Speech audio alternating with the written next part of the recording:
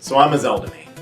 In Super Smash Bros. Melee, she's probably one of the worst characters to date, being how at the beginning of Super Smash Bros. Melee she was ranked pretty high, but that's probably because people were actually playing Zelda and Sheik together, and they didn't actually separate them on the character roster yet. Nowadays, people only stick to playing Sheik. And with dealing with all the hardships that Zelda has to come with, being slow, being floaty, being very light, it's not exactly a good atmosphere for Melee. But the reason for that is because of the top tiers and how unfair they are. You see, by the end of this video, hopefully I'll be able to convince you that all the top tiers that I'm going to be mentioning in this list have some unfair advantage that is way too broken for their character kit, that is less committal, completely a free option for them, and if you were to take it out of their kit, it would not kill them. In fact, the fact that these moves are even in their kit is just a result of this game being done in 13 months. Realistically, there are going to be some bugs that slips through the crack, like how Game & Watch's shield doesn't cover him all the way, or how Bowser's down throw doesn't do damage on Pichu or Jigglypuff because it's weight dependent. And then you have whatever else is on this list that made it through the cracks. So without further ado, here is 10 unfair moves in Melee. Before we get into the video, my name is Sam, I make random content. If you like this video, make sure to like the video. You don't even gotta subscribe. If you like the video, the algorithm will start recommending it. Okay. These moves that I'm gonna be mentioning on the list, quote-unquote moves, are things that add a bit too much Parmesan to the pasta.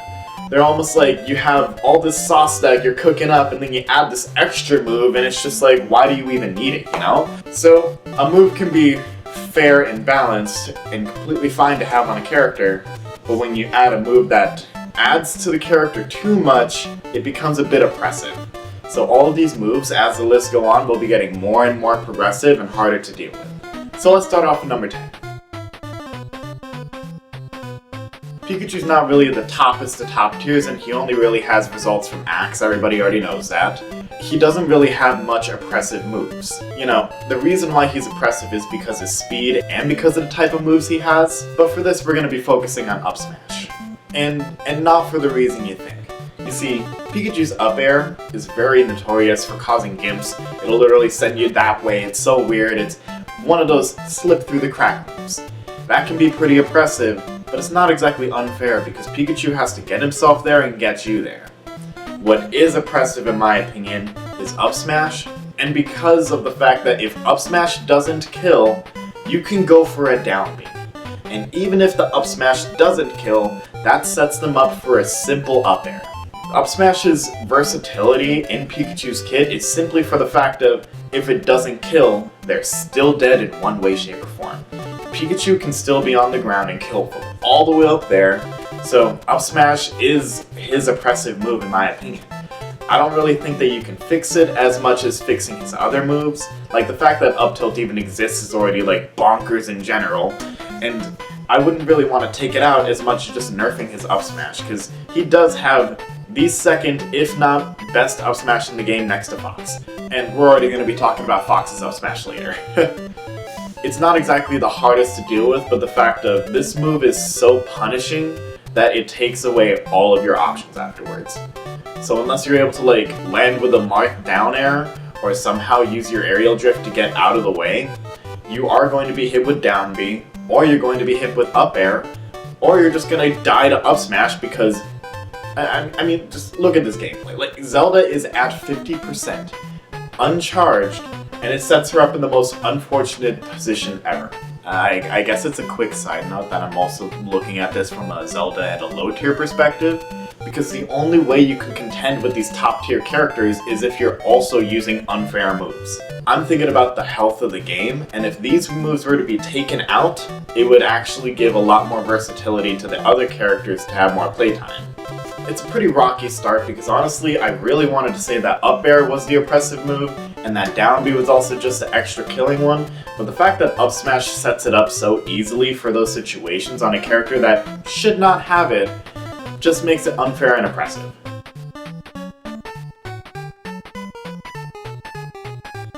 Peach is number 9. Now, the reason why Peach is number 9 is because of down smash, and it's not exactly the reason why people are expecting. I feel like Peach has too many things already. Most of these characters going up the list have way too much going for them. She has float, she has turnips, she's able to use her aerials to edge guard and also completely apply pressure from anywhere because she has a float and her parasol recovery. And then suddenly, check this out, 80%. Now, everybody knows about Peach's down smash is notorious. If you're a noob and you don't know and somebody asks you to hold down for them, don't. And like I mentioned before, for unfair moves, it's like you're adding too much Parmesan to the pasta. She has enough. She doesn't need a down smash that can literally take you from 0 to 100 in one spot. And it's not like down smash only gets the noobs either, you know? If you're crouch canceling in tournament, and this could easily be the winning case for the Peach if they just get a cheeky down smash, you can just throw out down smash, and if they hold the wrong direction, you win the interaction. Peach does have a little problem with approachings, because if you're faster than her, you're able to beat out most of her moves because they are slow and stubby. But being able to just whip out down smash whenever you feel to get some extra damage, is just too much Parmesan for the pasta. I wouldn't really take out the crouch canceling portion of down smash, but like multi-hit moves in Melee are very notoriously bad. And when you have a notoriously good multi-hit move while everybody else has bad multi-hits, you know, you have the multi-jabs where they're literally punching forward like that, everybody falls out of that. All of Zelda's forward smashes and up smashes you fall out, Pichu forward smash you fall out, and Young Link's up smash barely even connects. So Peach's down smash pasta is just not needed, especially because of all the other tools she already does have. I mean, it's just an unfair and oppressive action where you can spam down smash on most of the bottom tiers, and what are they gonna do? Jump? Too bad, they're in the air and then Peach has you right where you want you.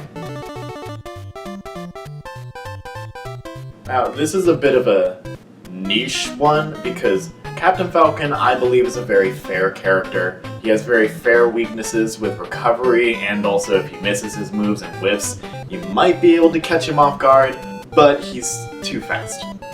Simply put, with his speed, he's able to convert most of his moves into each other, which honestly normally wouldn't be able to. Like, it's classic to have down air into knee, everything leads into knee, but then you also get to do down throw into anything, you can use a nair into anything, you can just run around and throw out up airs whenever you want. His speed isn't totally oppressive until you realize he's only playing against the fast people. When you're that fast, none of the lower tiers can even get a single hit on you. It's like you're playing Sonic in Melee. But for this one, I think that Captain Falcon's speed is a little bit too oppressive, and I would give him more lag on his moves so he wouldn't be able to hit certain combos at certain percents. Because realistically, these characters become even more optimal the higher the percent is, and if you're going up in percent, everything will start to kill. I could have put this part in the honorable mentions because it's not exactly a move, but it's a function of the character that sets up for unfair advantages. And I think that his speed is unfair. Is that fair? I don't know, go battle him as Zelda. You tell me afterwards. You try to get a single lightning kick when he's literally all the way over there and he gets boom before you could even take 2 steps. I mean, it's very oppressive because he has complete stage control. That's it. Yeah, yes, it's unfair. Jigglypuff is a character that has had to fight for many things over the years. Of course, we all know the main man behind that, Hungry Box. And Jigglypuff is one of those characters where she is almost a perfect Smash character. She has great moves, great versatility, and a really huge weakness. She does have really strong aerials and air mobility, and she is a very light character, which means that she is clearly the only actual glass cannon in Smash, where she has a really strong move, Rest, that can kill, while also having a really strong drawback for even using the move. It's like if down B was Falcon Punch, but Falcon Punch put you to sleep afterwards. But this isn't about down B, this isn't about her air mobility, it's about back air. The best sword in the game. It's so long you don't even see half the hitbox. It's disjointed from her leg, Like, here's her back air, and there's how far it hits. I have a video titled Jigglypuff using back air for 9 minutes straight. If you do not have a way to move in on her, or a sword, you are going to get walled out by back airs. Because not only does it have barely any lag, it's disjointed, it beats out most moves, and you can just spam it for free. And then here's the saying that, well, you can just run up and up smash with Fox, or you can just move around it with like Captain Falcon or Marth. That's just adding to the using unfair characters against unfair characters to win. Jigglypuff isn't completely unfair because of her weight, but the advantage of being able to spam back air combined with the air mobility combined with rest, it's unfair. Too much Parmesan for the pasta. It's a bit early to talk about Fox, but this one is a pretty oppressive move for the fact that it does everything. It kills, it combos, it reflects, and it's invincible for a second.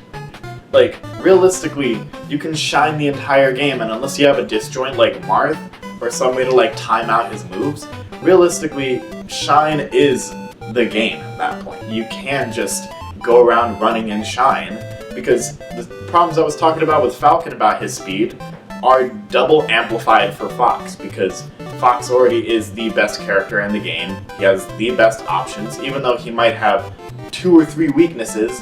That's like 2 or 3 out of a zillion pros that he has, you know? Everybody picks up Fox, everybody knows how to play against him, but the skill ceiling is constantly rising with Fox mains.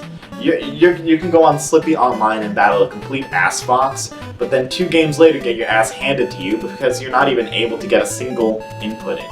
This character move makes it so that you're not even able to play the game. That reminds me of 2 characters, Bayonetta and Meta Knight, where their options are just too oppressive for other characters to even do anything.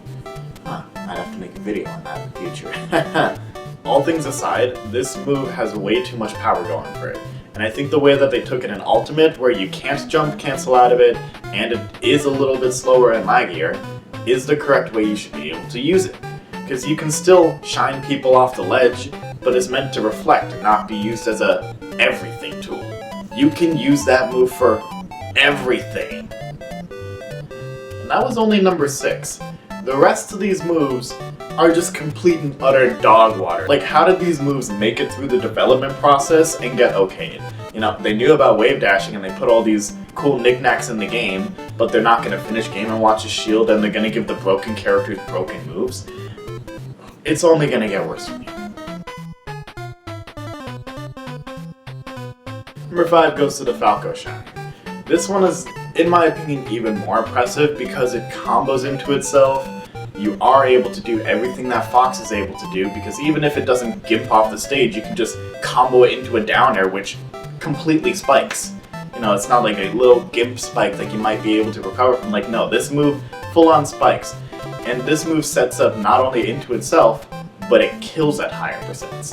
Now, I'm playing Zelda, a lighter character and all, and I have to be like, well, I'm at 150. If he gets close, I'm dead.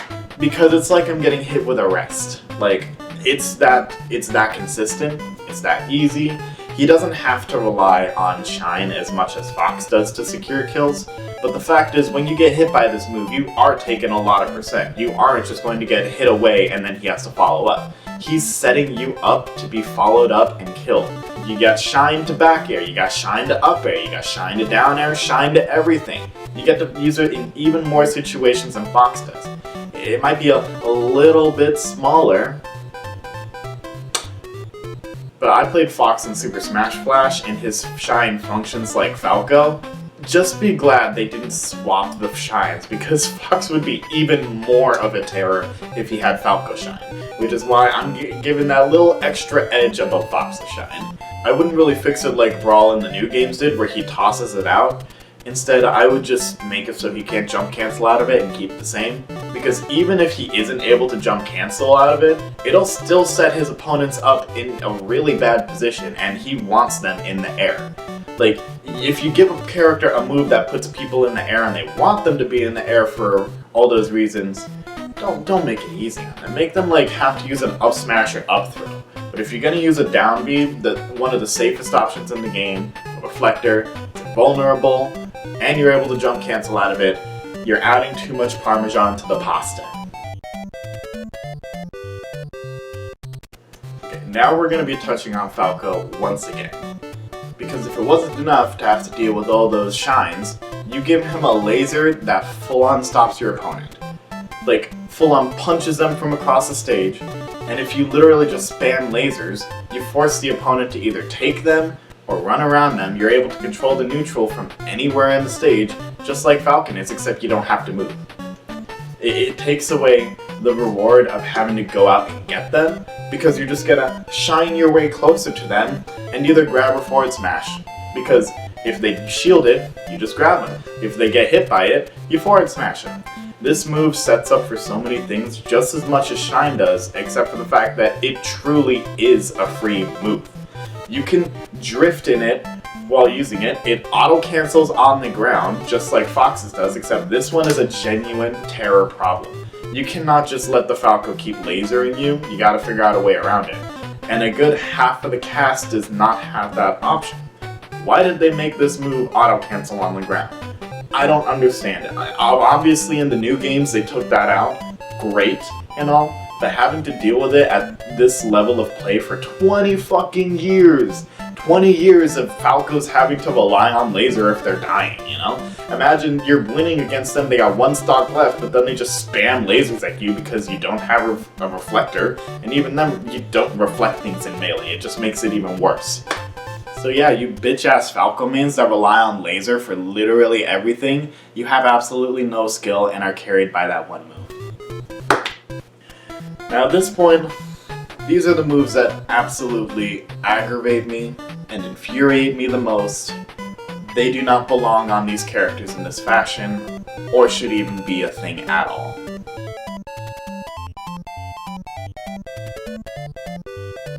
Sheik is very notorious for being great at comboing, great at tech chasing, having good ledge options, and her range isn't too bad, while also having a really nice projectile.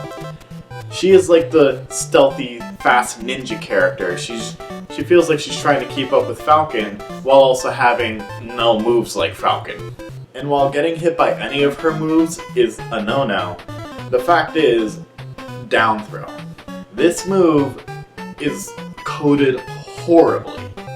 If you're going to try to convince me that it's a completely fair move, when you're going to use down throw up air at 150% when 90% of all down throws are going to send me like ridiculously distance, I'm a light character and I'm still getting comboed at 150 by down throw up air or down throw forward air, and there's nothing I can do about it, because even if I DI completely far, she can still go out in forward air and I'm at a horrible position.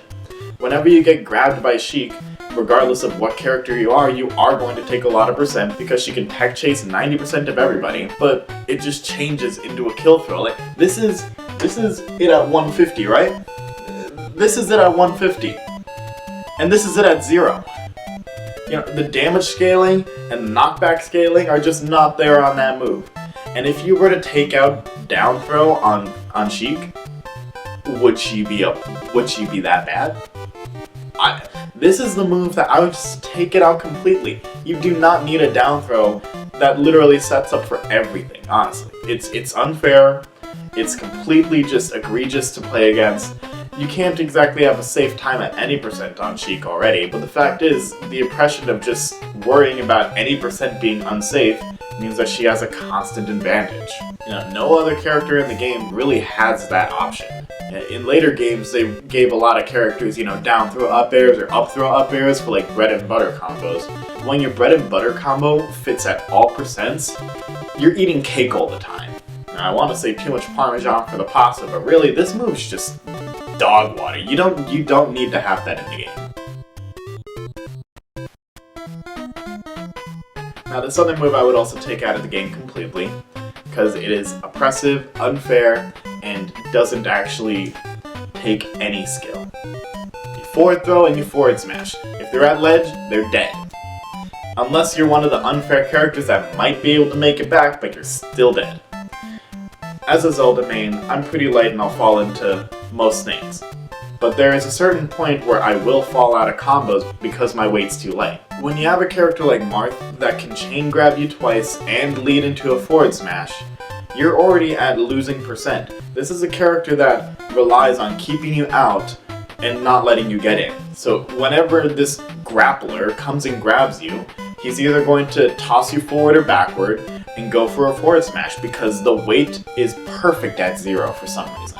It's not like Sheik's where at higher percents it will keep working, because eventually it will stop working. But it reminds me of like Byleth from Ultimate, where forward throw forward smash, instant 40%.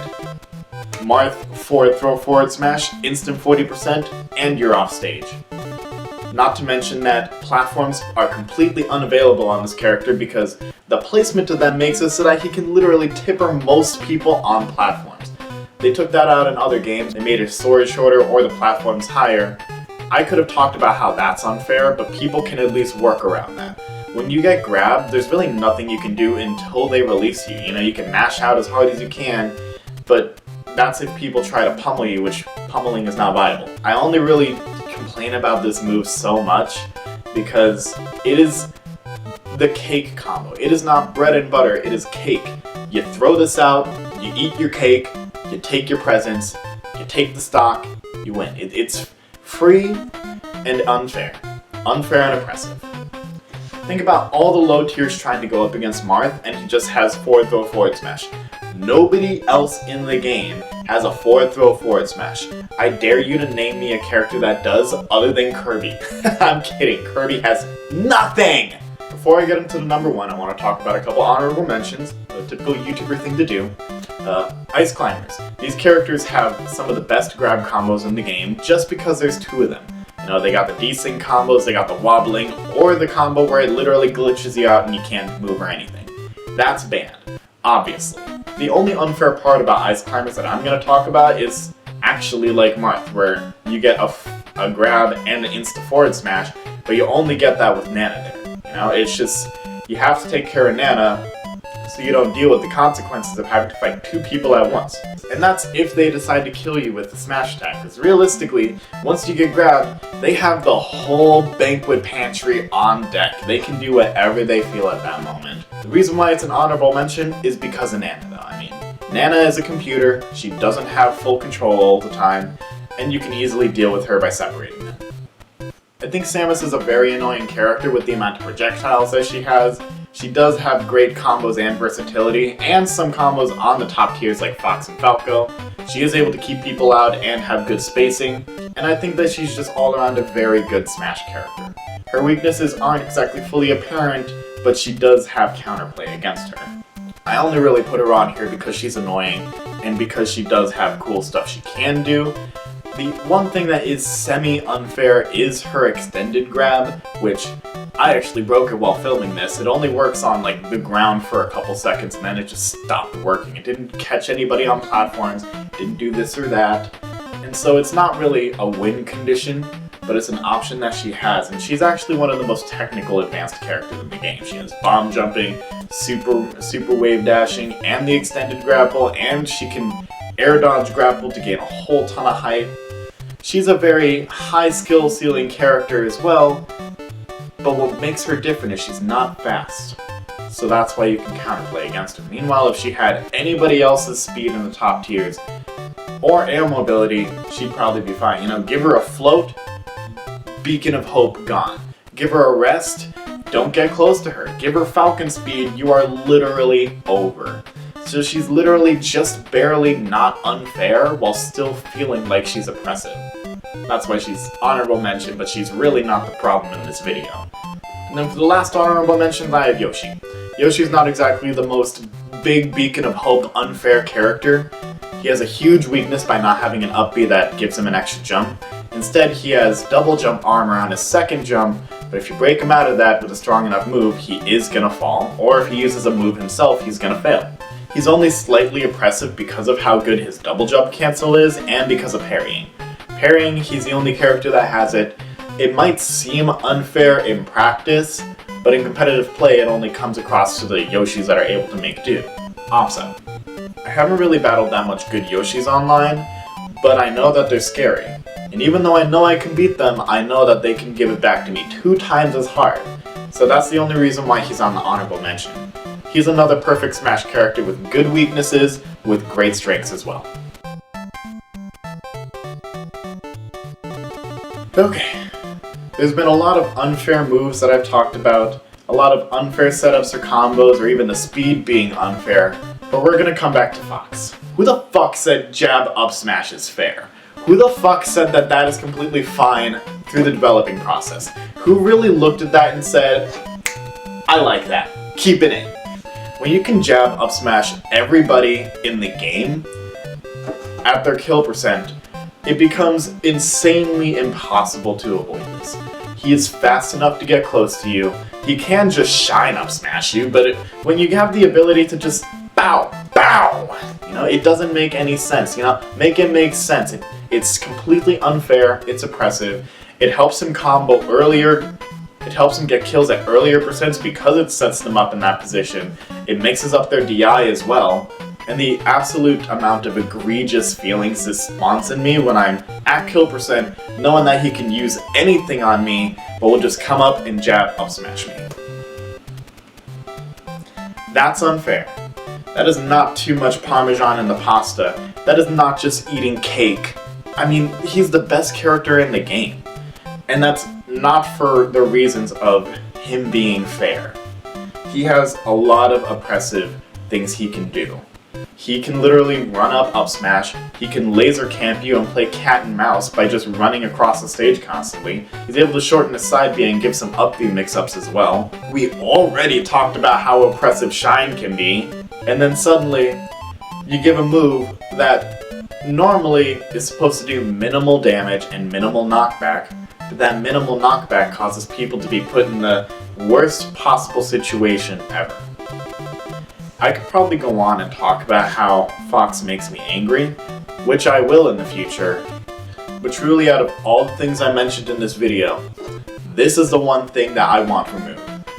To be able to get that for free, absolutely no drawbacks, it sets up so hard into itself, and it's one of those moves where nobody else has it.